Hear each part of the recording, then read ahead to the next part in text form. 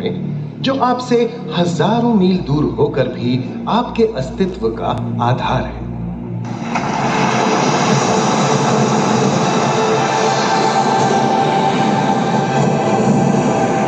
ये महासागर है, मीलों दूर तक फैला हमारे जीवन का केंद्र, जिसका पानी हर देश की सीमा से परे है। हमें सांस लेने के लिए जरूरी ऑक्सीजन का 50 से 80% इन्हीं समुद्रों के पानी से आता है। ये भी कह सकते हैं कि ये सागर एक विशाल संयुक्त परिवार की तरह है, जिसमें ये सभी जीव एक ही घर में रहते हैं, जैसे मछलियां, mollusc, dolphin, seal, walrus, crustacean, bacteria, समुद्री एनीमोनी और हाँ, ब्लू व्हेल भी, जो पृथ्वी का सबसे बड़ा जीव माना जाता है। और जंतु ही नहीं, इन समुद्रों में पौधों की भी लाखों प्रजातियां पाई जाती हैं। इन विशाल समंदरों का पानी हमारी पृथ्वी का लगभग 3/4 हिस्सा है। इस धरती पर 5 बड़े महासागर हैं: अटलांटिक, हिंद, प्रशांत और दक्षिणी महासागर। ये सागर इतने महत्वपूर्ण हैं कि इनका तापमान और लहरें दुनिया के हर हिस्से के मौसम पर असर डालते हैं, चाहे वो मौसम कितना ही खतरनाक क्यों ना हो। हमारी ही तरह पानी के नीचे पनपता हर जीवन सूरज की रोशनी पर निर्भर है। जी हाँ जनाब, सिर्फ ये जंतु, मछलियां, पेड़ पौधे ही नहीं, बल्कि बैक्टीरिया जैसे सूक्ष्म जीव भी सूरज से ऊर्जा पाकर खिलखिला उठते हैं। ये देखो मिस्टर ऊदबिलाव, कितने मजे ले रहा है। देखा इसे, अपने चेहरे की पोजीशन ऐसे बदल रहा है जैसे किसी स्पा में स्टीम ले रहा हो। और वो चली मैडम व्हेल इठलाते हुए सन बाथ लेने। और ये जोकर मछली यानी क्लाउन फिश, ये तो गाना भी गाती है भाई, बिना किसी सुरताल के। हाँ, ये राख समुद्री जानती है, और कोई खतरा महसूस होने पर ये कभी घुर्राती है और कभी चहकती है। क्लाउन फिश है ना। और ये डॉल्फिन हमारे स्मार्टफोन से भी ज्यादा स्मार्ट है। ये अपनी आवाज का इस्तेमाल सोनार की तरह करके एकदम सही दिशा में तैरती और एक दूसरे को संदेश भेजती है। जी हाँ, ईमेल या व्हाट्सएप से भी तेज।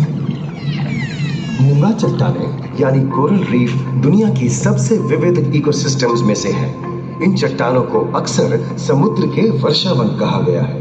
आई, समुद्र में वर्षा, अजीब बात है ना। अरे दरअसल इनके आसपास बसे इन जीवों की विविधता के कारण पड़ा है। इनमें से कुछ मूंगे गर्म उथले समुद्र में, तो कुछ ठंडी अंधेरी गहराइयों में रहकर हमारे इकोसिस्टम के संतुलन को बनाए रखते हैं। पौधे हमारे इकोसिस्टम का एक बहुत ही महत्वपूर्ण हिस्सा है और पानी में ऑक्सीजन का सबसे बड़ा स्रोत है।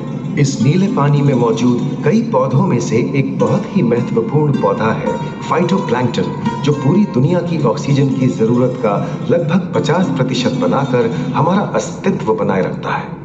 इन समुद्रों में पहुंचने वाली सूरज की रोशनी की मात्रा के हिसाब से उन्हें 3 क्षेत्रों या परतों में बांटा गया है।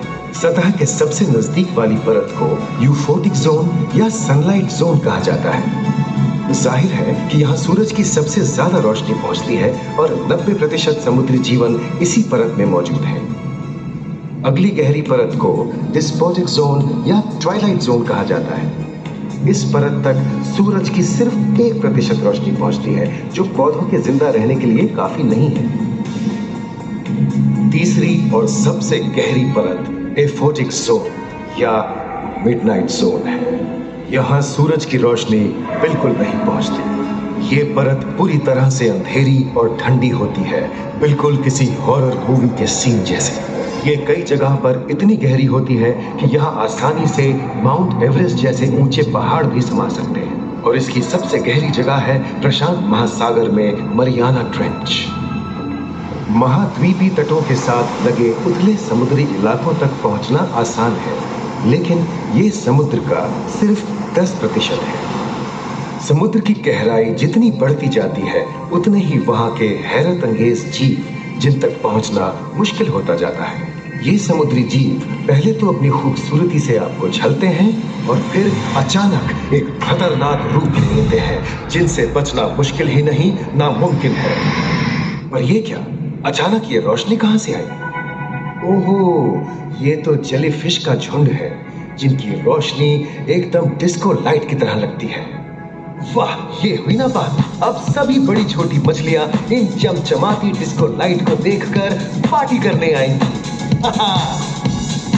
और फिर यही रोशनी उन्हें बेरहमी से दबोचकर उनका शिकार करके अंधेरे में वापस गायब हो जाएगी। लेकिन सभी शिकारियों को छलावे से लुभाना नहीं पड़ता। सबसे घातक शिकारियों में से है शार्क, जैसे ग्रेट व्हाइट और टाइगर शार्क। शार्क आमतौर पर सूरज ढलने के बाद अंधेरे में शिकार पे निकलती है, समुद्री जीवों का यमराज बनकर। आज तक शार्क की 500 से ज्यादा प्रजातियों का पता चल चुका है। ये हर तरह के खुले महासागरों में, मूंगे की चट्टानों में, आर्कटिक की बर्फ के नीचे और समुद्र की अंधेरी गहराइयों में पाई जाती है। और ये है समुद्री घोड़ा, जो तबड़क तबड़क नहीं, छप छप छप छप करता है, यानी दौड़ता नहीं, तैरता है। हमने इन समुद्रों के बारे में बहुत कुछ जाना है, पर अभी भी बहुत कुछ जानना बाकी है। ये सागर गहरे और विशाल, ठंडे और अंधेरे में डूबे होते हैं। इन गहराइयों में पनपने वाली 17,000 से अधिक प्रजातियां मानो किसी कल्पना से कम नहीं है। किसी खूबसूरत एंजल की तरह दिखने वाले जीवों के साथ साथ न जाने और क्या क्या देखने को मिले।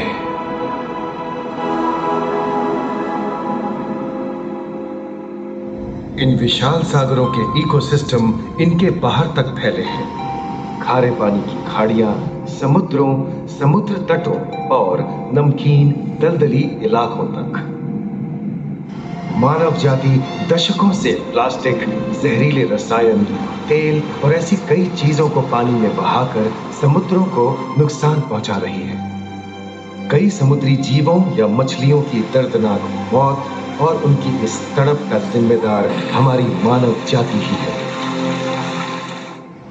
पिछले कुछ दशकों में वैज्ञानिक पैमाने पर सामने आए खतरों में से एक बड़ा जलवायु परिवर्तन है, जिससे महासागर गर्म हो रहे हैं और ग्रीन हाउस गैसों की अधिकता और ऑक्सीजन की कमी के कारण इन समुद्रों का अम्लीकरण हो रहा है। सागरों के इस तरह गर्म होने से पानी का स्तर बढ़ गया है और बर्फ की चादर पिघल रही है।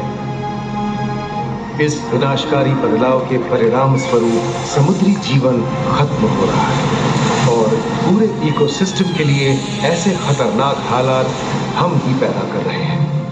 हमारी आने वाली पीढ़ी का भविष्य इस बात पर निर्भर करता है कि क्या हम आज अपने निजी जीवन से प्लास्टिक को हटाने जैसा छोटा कदम उठा सकते हैं, या फिर हम बड़े स्तर पर सख्त नियम बनाकर उन्हें लागू करें, जिससे समुद्री संसाधनों का दोहन और प्रदूषण कम हो। याद रखिए, बात हमारे अस्तित्व की है, तो बदलाव की शुरुआत भी हमें ही करनी होगी।